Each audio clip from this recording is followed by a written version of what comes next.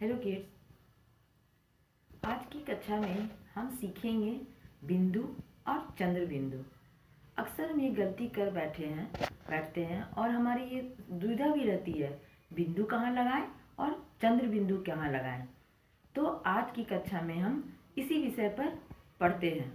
बिंदु कहाँ लगाएं, बिंदु क्या होता है और चंद्र बिंदु क्या होता है। बच्चों देखो, बिंदु और चंद्र बिंदु है ना, दोनों का साइन तो आप देख ही रहे हो, है ना। बिंदु एक छोटा सा बिंदु ऐसे रहता है, चंद्र बिंदु आधा चंद्रमा के ऊपर बिंदु, ठीक है। तो चंद्र बिंदु कहाँ लगाते हैं और बिंदु कहाँ लगाते हैं, इसका बहुत साधारण सा दो नियम है, ठीक है। रूल नंबर 1, पहले हम क्या करते हैं, जब हम किसी शब्द का उच्चारण करते हैं और हम उच्चारण के फलस्वरूप जो ध्वनि मुंह से निकलती है, उस ध्वनि में देखना ना का उच्चारण जब आता है तब वहाँ बिंदु लगता है। जैसे देखो मंदिर, देखो मंदिर बोलने में ना का उच्चारण आया है, मंदिर, ठीक है। कंस, कंस, देखो कंस है ना का उच्चारण आया बीच में, तो वहाँ पर हम हंस, तो हम बिंदु लगाते हैं। और चंद्र बिंदु लगाते हैं जब उच्चारण ध्वनि जब शब्द का उच्चारण करते हैं तो ध्वनि में अ का उच्चारण आता है।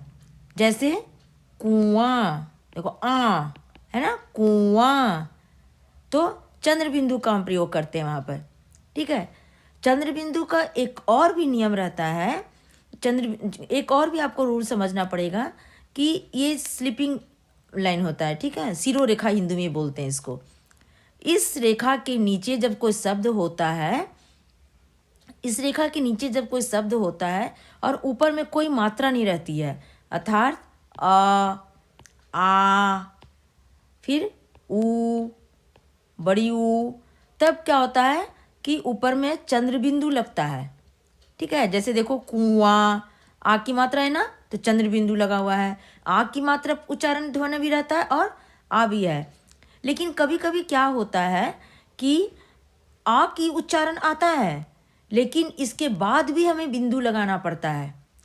उसका कारण ये है बच्चों कि जब हम किसी शब्द को लिखते हैं और सिरोरेखा के ऊपर अगर कोई मात्रा का प्रयोग है, जैसे क लिखे, ठीक है, क के अगर मान लो छोटी की मात्रा हो गई या बड़ी की मात्रा हो गई या ए की मात्रा हो गई या ए की मात्रा हो गई व ओ की मात्रा या औ की मात्रा, सिरोरेखा के ऊपर अगर कोई मात्रा है तब आ का उच्चारण होते हुए भी हमें वहाँ बिंदु लगाना पड़ेगा, ठीक है। एक उदाहरण से आप समझो, देखो जैसे हम बोल रहे हैं चोंच, चोंच, चोंच में ध्वनि जब उच्चारण कर रहे हैं तो आ का देखो उच्चारण आ रहा है, आ, चोंच, है ना।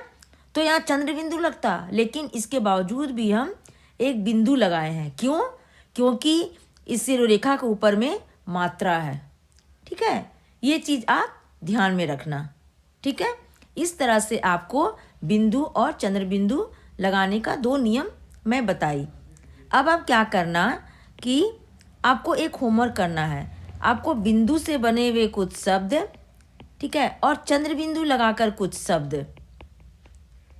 5-5 शब्द आप लिखकर मुझे भेजो, ठीक है। Thank you.